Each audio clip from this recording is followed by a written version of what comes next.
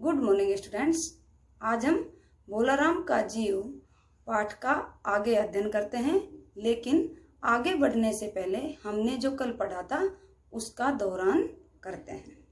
भोलाराम का जीव हरिशंकर परसाई की रचना है।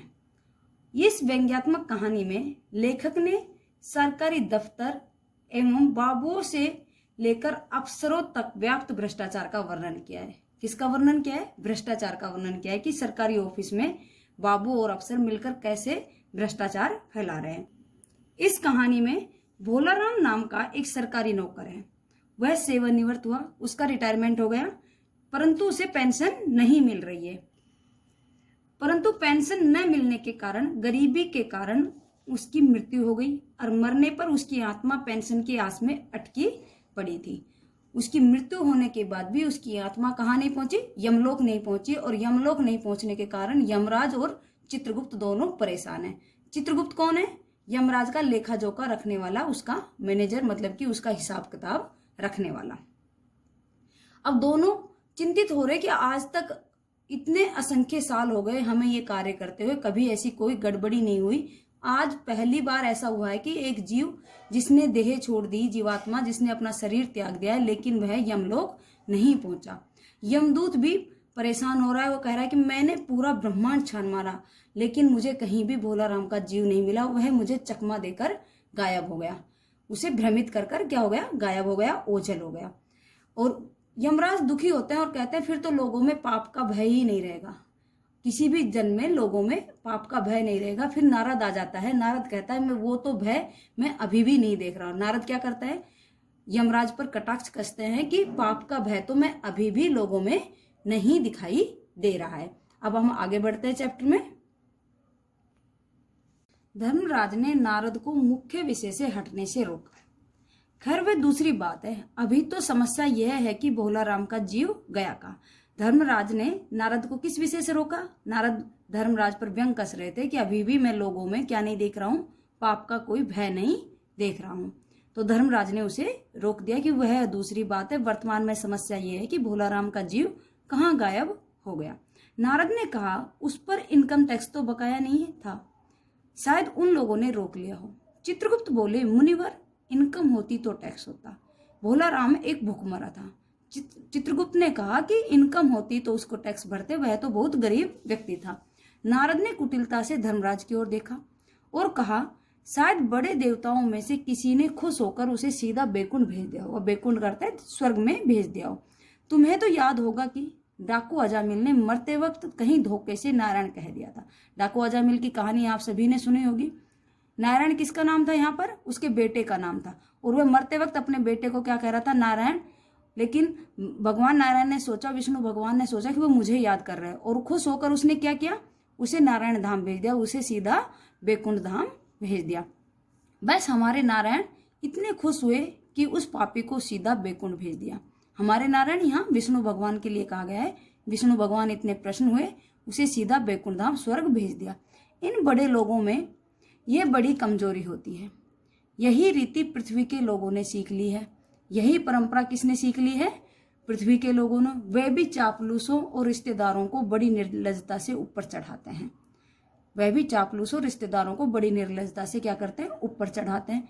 मंत्रियों का रिश्तेदार या पिछलग्गू ऊंचे से ऊंचे पद पर प्रतिष्ठित कर दिया जाता है। जो मंत्री के रिश्तेदार होते हैं या उसके पिछलग्गू होते हैं, उसे कहाँ पहुंचा दिया जाए? ऊंचे पद पर विराजमान कर दिया जाता है। और योग्य आदमी मुंह देखते रह जाते हैं। यमदूत ने सूचित किया कि वह स्वयं बैकुंठ में भोलाराम के जीव की खोज कर आया है। अब यमदूत ने यह भी सूचना दी कि मैं बैकुंठ में भी भोलाराम के जीव को खोज कर आया हूं।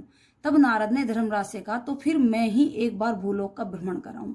नारद ने धर्मराज की दुविधा को समाप्त करते हुए कहा कि मैं एक बार भूलोक का, पृथ्वीलोक का भ्रमण कराऊं। वहां पूछताछ से कुछ पता लग सकता है। वहां पूछताछ में कुछ पता लग सकता है। अच्छा, मुझे इस आदमी का पता ठिकाना तो बताओ। चित्रगुप्त ने रजिस्टर की सहायता से बतलाया। उसका नाम भोलाराम था। जबलपुर शहर के धर्मापुर मोहल्ले में नाले के किनारे एक 1.5 कमरे के टूटे मकान में वह सपरिवार रहता था। यह किसका परिचय है? किसका एड्रेस है? भोलाराम का। कहाँ रहता है? जबलपुर शहर में, धर्मापुर मोहल्ले में, नाले के किनारे 1.5 कमरे के टूटे मकान में। सह परिवार रहता है। परिवार में एक स्त्री, 2 लड़के तथा 1 लड़की है। मृत्यु के समय अवस्था 65 वर्ष। किसकी? भोलाराम की। 2 माह 3 दिन। सरकारी नौकरी पर था। रिटायर हुए लगभग 5 साल हो गए थे। माँ बेटी के सम्मिलित रुदन से नारद भोलाराम का मकान पहचान गए। अब ये एड्रेस तो उसे मिल गया, पता तो उसे मिल गया। जैसे ही नारद भूलोक पर पहुंचे तो वह जहां एड्रेस दिया था चित्रगुप्त ने, वहां पर पहुंचते ही उसे माँ बेटी के सम्मिलित दोनों रो रही थी, तो उसके रुदन से पता चल गया कि ये भोलाराम का मकान। द्वार पर नारायण नारायण की आवाज लगाई। लड़की ने बिना देखे ही कहा, आगे जाओ महाराज। लड़की ने बिना देखे क्या कह दिया? महाराज आप आगे जाओ। नारद ने कहा, मुझे भिक्षा नहीं चाहिए बेटी, मुझे भोलाराम के बारे में कुछ पूछताछ करनी है। नारद ने कहा, मुझे कोई भिक्षा नहीं चाहिए, मुझे तो भोलाराम के बारे में पूछताछ करनी है। जरा अपनी माँ को बाहर भेजो। भोलाराम की स्त्री बाहर आई। नारद ने पूछा, माता भोलाराम को क्या बीमारी थी? स्त्री ने कहा, क्या बीमारी बताऊं महाराज? गरीबी की बीमारी थी। कि कोई बीमारी नहीं थी, सिर्फ गरीब थे, उन्हें टाइम पर भर पेट खाना नहीं मिल पाता था। 5 साल हो गए पेंशन पर बैठे थे। 5 साल क्या हो गए? रिटायरमेंट के हो गए थे और उन्हें पेंशन नहीं मिली थी। पर पेंशन के नाम पर एक फूटी कौड़ी भी नहीं मिली। उन्हें पेंशन के नाम पर एक फूटी कौड़ी भी नहीं मिली। हर 10-15 दिन में एक दरख्वास्त, एप्लीकेशन देते आते थे, पर अक्सर तो जवाब आता ही नहीं था।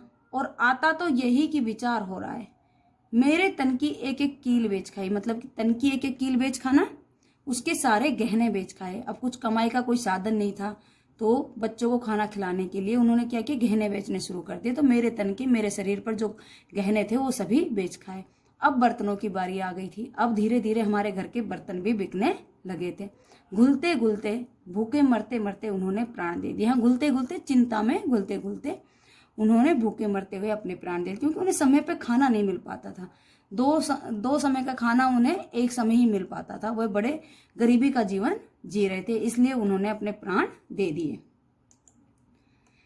नारद ने सहानुभूति से कहा, क्या करोगी माता, इतनी ही उम्र थी। नारद ने सहानुभूति से कहा, माता कोई बात नहीं, अब उनकी इतनी ही उम्र थी।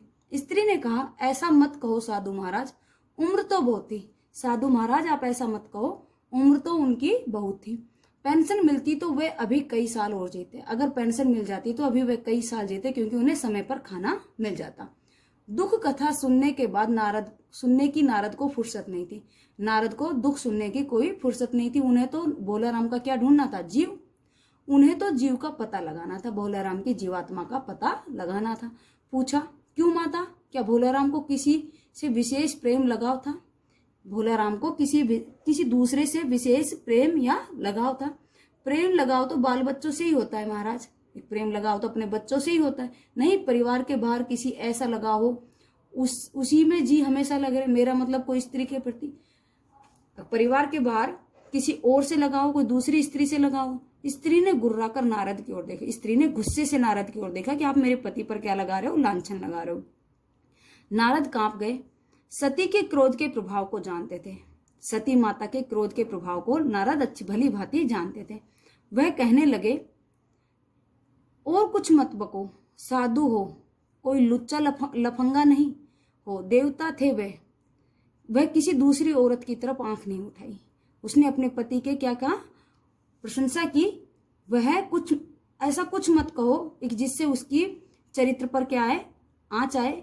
वह एक साधु थे। साधु का अर्थ यहाँ किससे लिया है? सज्जन से। वे बहुत सज्जन पुरुष थे, कोई लुच्चा लफंगा नहीं थे, मतलब कि कोई चरित्रहीन व्यक्ति नहीं थे। वे देवता के समान थे। उसने कभी दूसरी औरत की तरफ आंख नहीं उठाई। उसने सिर्फ अपनी औरत को ही औरत माना, किसी दूसरी औरत की तरफ उसने कभी देखा नहीं। नारद ने मुस्कुराकर कहा, माता तुम्हारा यही सोचना ठीक है। इस भ्रम पर सुखी गृहस्थी टिकी हुई, इसी विश्वास पर यह गृहस्थ जीवन टिका हुआ है। किस विश्वास पर? मेरा पति सिर्फ मेरा, ये किसी दूसरे का नहीं है, और वह कभी गलत रास्ते पर नहीं चल सकता। ये जो भ्रम भारतीय नारी ने पाल रखा है, इसी पर सुखी गृहस्थी टिकी हुई है। तुम्हारा ये सोचना ही ठीक है। अच्छा मैं चला। वह व्यंग समझी नहीं। किसका व्यंग नहीं समझी? नारद का। कौन? भोलाराम की पत्नी। भारतीय नारियों की नासमझी वाली परंपरा ने नारद को बचाया। जो भारतीय नारी की नासमझी वाली परंपरा है, वह अपने पति पर क्या कर लेती? आंख बंद कर विश्वास करती है कि मेरा पति बिल्कुल सही है, वो कभी गलत कार्य नहीं कर सकता। उस परंपरा को किसने बचा लिया? नारद ने बचा लिया। स्त्री ने उन्हें रोककर कहा, आप तो साधु महात्मा हो, कुछ ऐसा नहीं कर सकते कि उनकी अब तक की पेंशन जल्दी ही मिल जाए? इन बच्चों का पेट भी तो भरना है। अब भोलाराम की पत्नी ने नारद को रोककर कहा कि आप तो साधु महात्मा हो, कुछ ऐसा करो ना, एक मेरे भोलाराम को क्या मिल जाए, पेंसिल मिल जाए और इन बच्चों का मैं पेट भर सकूं, क्योंकि इन बच्चों का भी पेट भरना है। वो उनकी तो मृत्यु हो गई, मेरे पास कोई आय का साधन नहीं है, मैं इन बच्चों को कैसे खाना खिलाऊंगी? तो आप कुछ ऐसा क्यों नहीं करते, एक भोलाराम को पेंसिल जल्दी मिल जाए। कठिन शब्दार्थ: दरख्वास्त, आवेदन, कपाल, माथा, एकांतवासी, अकेले रहने वाला, बेतकल्लुफी, सरलता, शेष, क्रोध। विलोम शब्द: स्वर्ग, नरक, अभ्यस्त, अनभ्यस्त, रुदन, हास्य। कुरूप, सुंदर, विरोधी, समर्थन करना, वरदान, अभिशाप। आज के लिए उतना ही, आगे का नेक्स्ट वीडियो में पढ़ेंगे। Thank you class.